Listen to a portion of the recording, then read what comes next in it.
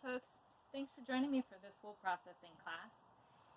Today I've got the fleece that we're going to be working on here that I'm going to be sharing with you in your sample packs.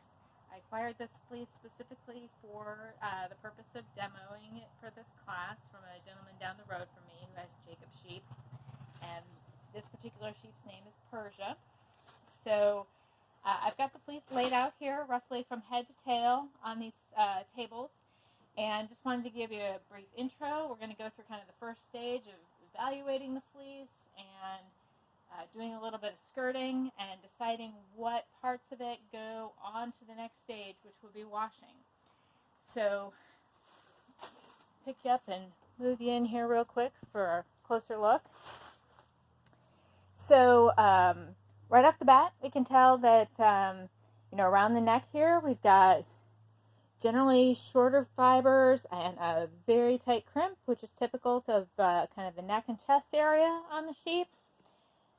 As we move in towards the middle here, you can see that the texture changes a little bit. The crimp is a little more open, although it's very defined still. And we've got these cute little curly tips. On the side here, you can see what's probably belly wool, which I'm glad he left on here. So we can see kind of, parts here that are a little bit matted up, things that have embedded vegetable matter. All of this would probably be coming off, perhaps some of it to be washed separately to see if we could get some of this veggie matter out with combs at some later stage in processing, as long as it's not too coarse. And then as we make our way to the back here, you can see that the texture changes again a little bit.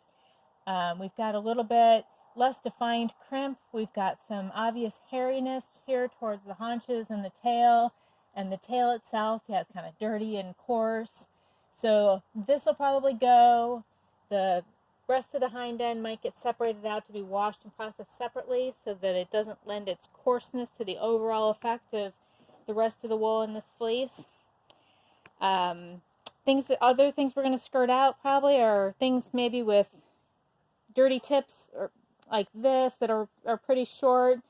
If there's dung tags, I think there was some dirtiness around here. Dung tags like that will probably come out. Going to try to pick out any vegetable matter that comes out easily.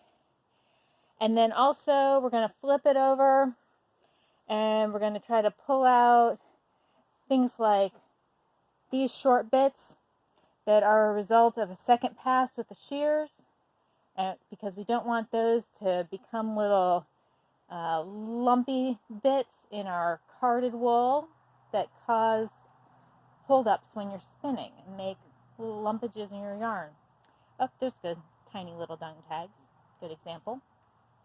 So I'm going to get some of this washed up. Some of it's going to go directly into sample bags so that you can have the enjoyment of washing some at home as well, tiny sample size. And I will see you back here for the washing demo.